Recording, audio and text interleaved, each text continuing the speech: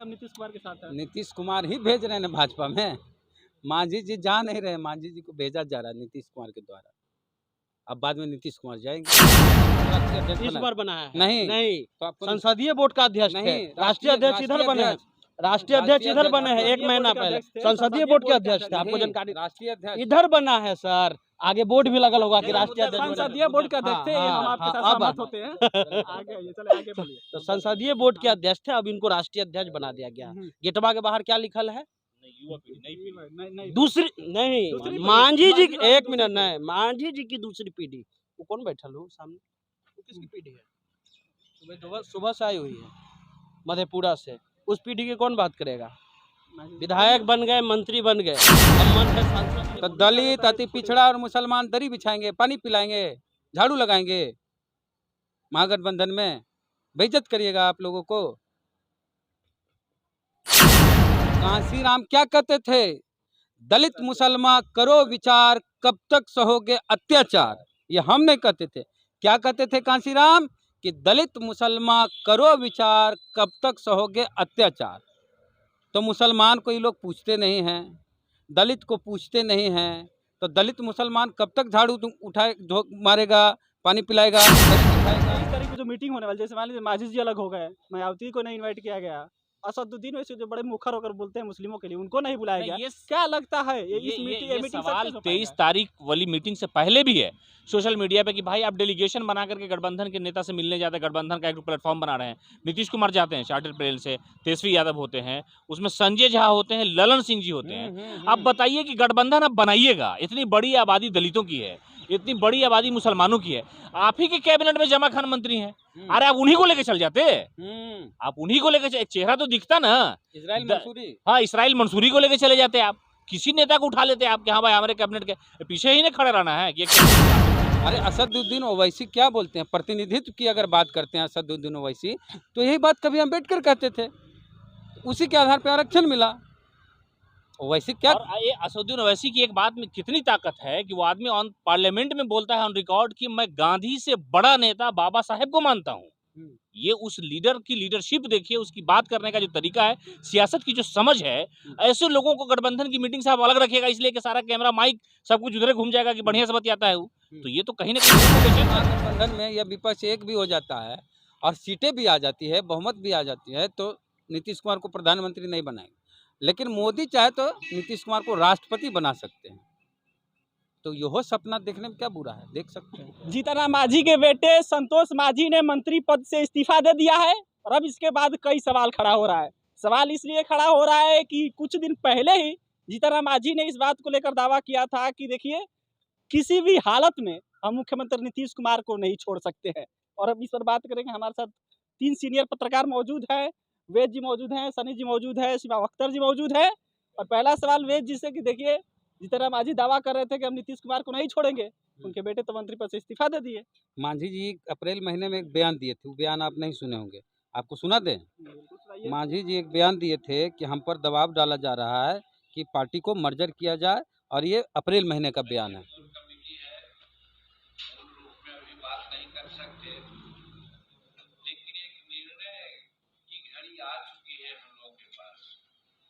क्या करना है,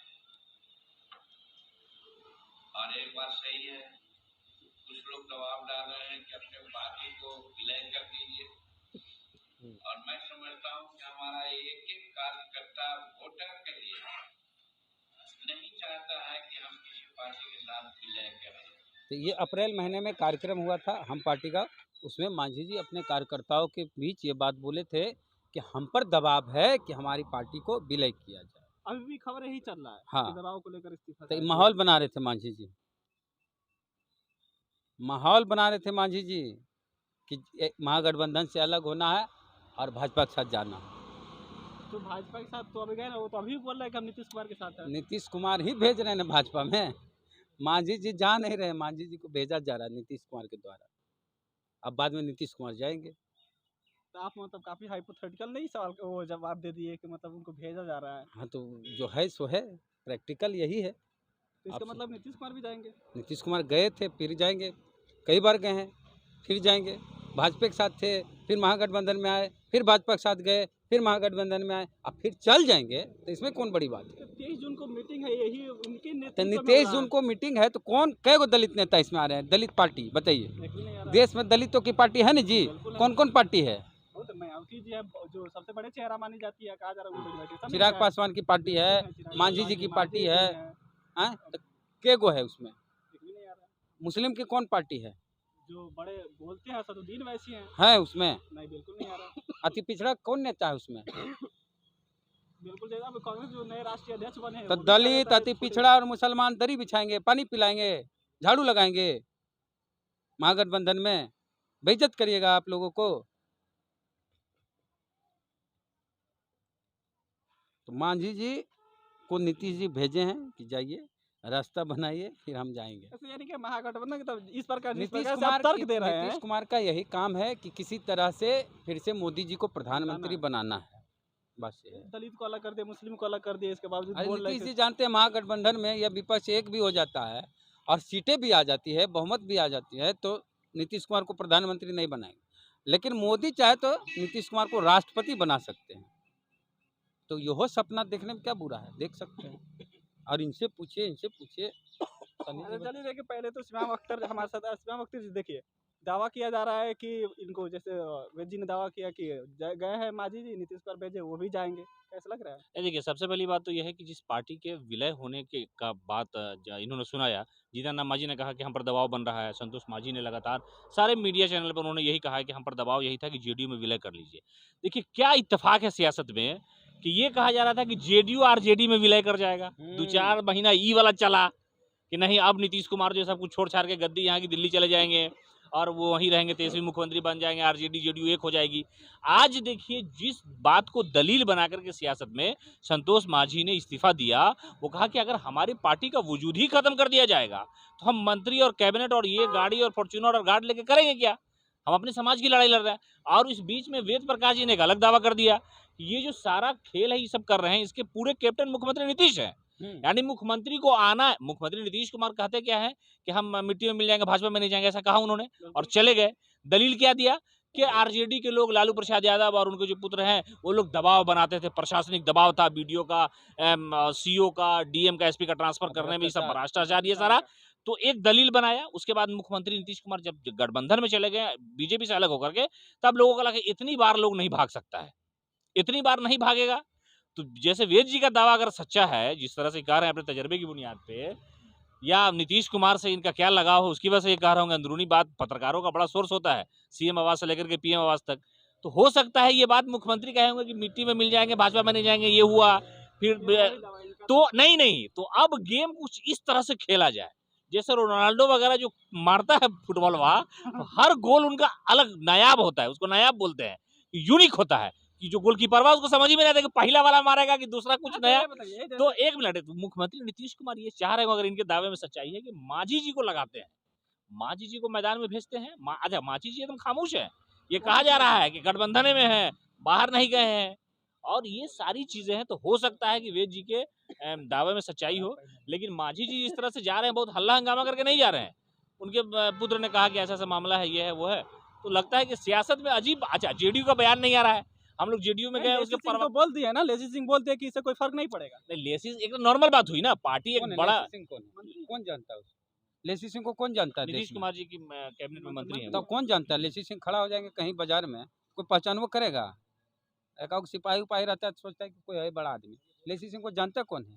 अच्छा, ये पहले बताइए, 23 तारीख को जो मीटिंग होने वाली, जैसे मान लीजिए मांझी जी अलग हो गए, मायावती को नहीं इन्वाइट किया गया, असदुद्दीन वैसे जो बड़े मुखर होकर बोलते हैं मुस्लिमों के लिए, उनको नहीं बुलाया गया, ये क्या लगता है इस ये मीटिंग सवाल 23 तारीख वाली मीटिंग से पहले भी है सोशल मीडिया पे कि भाई आप डेलीगेशन बना करके गठबंधन के नेता से मिलने जाते हैं, गठबंधन का एक प्लेटफॉर्म बना रहे हैं, नीतीश कुमार जाते हैं चार्टर्ड प्लेन से, तेजस्वी यादव होते हैं, उसमें संजय झा होते हैं, ललन सिंह जी होते हैं। अब बताइए कि गठबंधन अब बनाइएगा, इतनी बड़ी आबादी दलितों की है, इतनी बड़ी आबादी मुसलमानों की है, आप ही के कैबिनेट में जमा खान मंत्री हैं, अरे आप उन्हीं को लेके चल जाते, आप उन्हीं को लेके, चेहरा तो दिखता ना, इस्राइल मंसूरी, हाँ इस्राइल मंसूरी को लेके चले जाते, आप किसी नेता को उठा लेते आप कि हाँ भाई हमारे कैबिनेट के पीछे ही नहीं खड़े रहना है। कि एक तस्वीर साहब, प्रेस कॉन्फ्रेंस जब होती है पार्टी की, तो उसमें देखिएगा 3-4 को कुर्सी अलग लगता है, उन लोगों को दिखाने के लिए कि इस जात के लोगों को भी बैठाया गया है इसका। एगो अशोक चौधरी को नीतीश कुमार साथे रखते हैं लगेज की तरह, और वो अशोक चौधरी जिसको उसके पासी जात का आदमी उसको अपना नेता नहीं मानता है,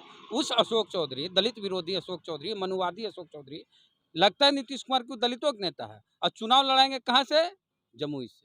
जमुई में खटिया खड़ी हो जाएगी अशोक चौधरी की। और जो जितना पासी समाज का लोग है ना, जो ताड़ी पर प्रतिबंध हुआ है, पासी समाज को पकड़ पकड़ के जेल भेज रहे हैं ना, जाए अशोक चौधरी और नजर मिला के देखें लोगों से, क्या होगा पता चल अच्छा, कल जाएगा। जीतन मांझी ने बयान दिया था पटना में कार्यक्रम के दौरान कि casteism more dangerous than Hinduism, हाँ। तो क्या उन्हें सेलेक्ट कर लिए हैं? हाँ चुनाव कर लिए ना? हाँ, तो किए हैं। तो नीतीश जी भी तो इसी पक्षधर के आदमी है ना।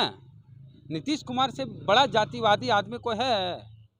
अच्छा, सोशल मीडिया पर एक चर्चा चल रही है कि कांग्रेस के आप प्रदेश अध्यक्ष को देख लीजिए, जदयू के प्रदेश अध्यक्ष को देख लीजिए, या फिर आरजेडी के प्रदेश अध्यक्ष को देख लीजिए, जितने मतलब बिहार की जो प्रमुख पार्टियां हैं सबके जो देखिए, मतलब कि प्रदेश अध्यक्ष सब कांसीराम अपर कहते के हैं, तो क्या एक साजिश तो नहीं है ना? कांसीराम क्या कहते थे? दलित मुसलमान करो विचार, कब तक सहोगे अत्याचार। ये हम नहीं कहते थे। क्या कहते थे कांसीराम? कि दलित मुसलमान करो विचार, कब तक सहोगे अत्याचार। तो मुसलमान को ये लोग पूछते नहीं हैं, दलित को पूछते नहीं हैं, तो दलित मुसलमान कब तक झाड़ू उठाए मारेगा, पानी पिलाएगा, दरी बिछाएगा, जी हुजूरी करेगा, जिंदाबाद जिंदाबाद जिंदाबाद करेगा। तो दलितों को, मुसलमानों को विकल्प चाहिए ना। असदुद्दीन ओवैसी को और मायावती को एक होना प्लेटफॉर्म पे लाने चाहिए, के लिए क्यों नहीं मीडिएटरी होना वाला काम नहीं अरे असदुद्दीन ओवैसी क्या बोलते हैं? प्रतिनिधित्व की अगर बात करते हैं असदुद्दीन ओवैसी, तो यही बात कभी अम्बेडकर कहते थे, उसी के आधार पर आरक्षण मिला। ओवैसी क्या और ये असदुद्दीन ओवैसी की एक बात में कितनी ताकत है कि वो आदमी ऑन पार्लियामेंट में बोलता है ऑन रिकॉर्ड कि मैं गांधी से बड़ा नेता बाबा साहेब को मानता हूँ। ये उस लीडर की लीडरशिप देखिए, उसकी बात करने का जो तरीका है, सियासत की जो समझ है। ऐसे लोगों को गठबंधन की मीटिंग से आप अलग रखिएगा, इसलिए कि सारा कैमरा माइक सब कुछ उधर घूम जाएगा कि बढ़िया से बतियाता है वो। तो ये तो कहीं ना कहीं लोगों को बेचैन कर रहा है ना, ये सवाल तो है। अब आखिरी आते हैं सनी जी के पास, और सनी जी जिस प्रकार से वेद जी ने दावा किया कि नीतीश कुमार जीतन राम मांझी को भेजे हैं, इसके बाद वो खुद आ रहे हैं, कितना इसमें सर? अरे हर पार्टी अपना अपना राजनीति करती है। अगर एनडीए में जाएंगे तो बीजेपी कितना पार्टी को बर्बाद कर दी। कौन बचा हुआ है? शिवसेना बचा क्या? अकाली दल बचा या चिराग बचा? क्या कर लेंगे वहाँ जा करके? हर राजनीति पार्टी अपना एक नया निभाती है। बात दो चीज़ें चल रही है, एक गवर्नर एक गया की बात चल रही है, बहुत पहले से चल रही तो है। बहुत पहले और चल ये रहा भी है, खबर है कि विजय मांझी जो वहाँ के सिटिंग सांसद है गया के, इस बार उनका पत्ता कटा हुआ है और उसी के जगह पे हो सकता है उनके संतोष पुत्र को सुमन देना है। जाएंगे। और जहाँ बात रहा महागठबंधन का जो बैठक चल रहा है, महागठबंधन के बैठक में अप्रोच ये वन साइडेड थोड़ी होता है। आप अप्रोच करिएगा तब ना। मायावती को एक विधायक मिला, उसके बाद भी चुप कहा है, क्यों नहीं बोल रही बीजेपी के खिलाफ? एक विधायक है ना, एक विधायक के बाद कितना भाषण वो दी, तो प्रखर रूप से कितना बोली। डर होगा बीजेपी का, जो अंदर चले तो जाएंगे। फिर डरिएगा तो फिर राजनीति मत करिए। तो जीतन राम मांझी को क्या डर है? जीतन राम मांझी को कोई डर नहीं है। जीतन राम मांझी का कोई बयान सुने हैं क्या आप? अब आपको 4 दिन पहले जो है, शायद 1 सप्ताह पहले इनको राष्ट्रीय अध्यक्ष बना दिया गया है, संतोष कुमार सुमन। संतोष कुमार सुमन को 1 साल से ज्यादा हो गया राष्ट्रीय अध्यक्ष इस बनाए। बार बनाया है। नहीं, नहीं, तो आपको संसदीय बोर्ड का अध्यक्ष थे। नहीं, राष्ट्रीय अध्यक्ष इधर बने हैं। राष्ट्रीय अध्यक्ष इधर बने हैं 1 महीना पहले। संसदीय बोर्ड के अध्यक्ष थे, आपको जानकारी राष्ट्रीय अध्यक्ष इधर बना है सर। आगे बोर्ड भी लगल होगा कि राष्ट्रीय अध्यक्ष बने। संसदीय बोर्ड का अध्यक्ष थे, ये हम आपके साथ अब सहमत होते हैं। आगे आइए, चले आगे बोलिए। तो संसदीय बोर्ड के अध्यक्ष थे, अब इनको राष्ट्रीय अध्यक्ष बना दिया गया। गेटवा के बाहर क्या लिखल है? युवा पीढ़ी, नई पीढ़ी। नहीं, दूसरी नहीं, मांझी जी, 1 मिनट नहीं, मांझी जी की दूसरी पीढ़ी। वो कौन बैठा लो सामने? वो किसकी पीढ़ी है? सुबह से आई हुई है मधेपुरा से। उस पीढ़ी की कौन बात करेगा? विधायक बन गए, मंत्री बन गए, अब मन है सांसद भी बनने का। बताइए ना कि महागठबंधन की जो बैठक होने जा रही है 23 जून को, उसमें ना किसी बड़े दलित नेता को बुलाया गया, ना मुस्लिम नेता। 23 जून को उसमें ना किसी दलित नेता को बुलाया गया, बड़े जो मतलब कहा जाता है कि रिप्रेजेंट करते हैं समाज को, ना मुस्लिम नेता को बुलाया गया। महागठबंधन मुस्लिम कैसे नेता सक्सेस कौन होगा? है? बड़ा नेता जो मतलब कौन अच्छा देखिए, है? दावा तो आरजेडी भी करती है ना कि हम हम मुस्लिम कह के रहे हैं कि मसीहा हैं। मुस्लिम नेता पत्रकार हैं, तो आपके पास आंकड़ा होगा कि मुस्लिम का वोट कहाँ जाता है। जैसे अगर इस प्रकार से असदुद्दीन ओवैसी है, इसमें कोई गुंजाइश नहीं है। मुस्लिमों का वोट कहाँ जाता है? उस तरह तो देखा जाए तो बिहार में आरजेडी को जाता है। आरजेडी को जाता है। देश लेवल पर किसको जाता है? सेकुलर पार्टी को। देश लेवल पर किसको जाता है? कांग्रेस को जाता जाता है। ठीक, इस बैठक में कांग्रेस है। बिल्कुल है। आप मुस्लिम लीग थोड़ी है कि भाई इनको असदुद्दीन ओवैसी को आप मुस्लिमों का नेता बता दिए। असदुद्दीन ओवैसी कितना विधानसभा सीट पर लड़ते हैं? वो तो अपने जितना सेलेक्ट करते हो तो ये बाइनरी ही गलत है। अब मायावती पर आइए, एक विधानसभा सीट है, कहीं नहीं बोल रही बीजेपी के खिलाफ। काहे नहीं बोल रही है? जो 4-4 बार की मुख्यमंत्री रही, वो चुप क्यों है? एक की तरफ से हाय नहीं होता, उधर से भी हेलो किया जाता है। तो ये गलत धारणा है। आपको खुल करके खेलना होगा। अभी 4 दिन पहले का आर्टिकल आया था, उसमें आर्टिकल में ज़िक्र था कि हो सकता है कि जब वो मुख्यमंत्री थीं, तो राजकीय उत्सव के मौके पर जो है वो अपना जन्मदिन मनाती थी और कुछ फाइल बीजेपी के पास है, यही कारण जो है वो नहीं कर पा रही हैं। तो ये जो अप्रोच है, दूसरा चीज़ है कि हर एक पार्टी को आपको अधिकार अच्छा, है एक तरफ, अपना विस्तार एक करने मिनट का। आपको काटेंगे। आपने दावा किया कि बिहार में मुस्लिमों का वोट आरजेडी को मिलता है, कांग्रेस को मिलता है नेशनल लेवल पे। तो ये बताइए, आप लोग अगर आपके तर्क को माने कि आरजेडी जातीय जनगणना की मांग करती है, तो इस हिसाब से बराबर हिस्सेदारी मिलना चाहिए ना। दम मिलना चाहिए। तो बुलाना चाहिए ना मुस्लिम नेता को, जो बड़े नेता हैं। मुस्लिम नेता कौन हो गया? कैसे आप मुस्लिम नेता किसी को डिक्लेयर कर दीजिएगा? जिसको वोट परसेंट मिलता है उसी को ना होगा मुस्लिम। यहाँ आरजेडी को मिलता है। आप ही ना कहते हैं MY। फिर आप दावा करते हैं ना, नहीं, हम आप क्यों कहेंगे? आपका जो आंकड़ा है उसी आंकड़े पे ना बात करेंगे। अब आप जीतन राम मांझी पर आइए। जीतन राम मांझी के बेटा को इच्छा है हो सके सांसद बनने का, ठीक? अभी भी वो कह रहे हैं कि मैं महागठबंधन में ही हूँ, हाँ, यानी प्लान बी भी है उनके पास। प्लान ए तो मार दिए चौका। और बहुत राजनीतिक परिपक्वता ये देख लीजिए कि बैटिंग किए और बॉल छोड़ दिए कि वो तय करेगा कि क्या होगा नहीं होगा। चलिए, तो 3 वरिष्ठ पत्रकार थे बिहार के, जो काफ़ी मतलब बारीकी से बिहार की सियासत को समझते हैं। और ये इसमें जो सबसे सीनियर थे वेद जी, उनका दावा ये है कि देखिए, दलित मुसलमान कब तक सहेगा अत्याचार। दोनों एक साथ मिलकर फैसला कर ले कि हम लोग को दरी नहीं बिछाना है, पानी नहीं लेकर देना है। और इसलिए दलित मुसलमान को अब फैसला करना पड़ेगा, अपने राजनीतिक सियासत को लाना पड़ेगा एक प्लेटफॉर्म पे और अपना नेता चुनना पड़ेगा। बाकी सर अपना राय दीजिएगा। मेरा नाम सिकंदर अली है, आप बिहार में देख रहे थे। बहुत बहुत धन्यवाद।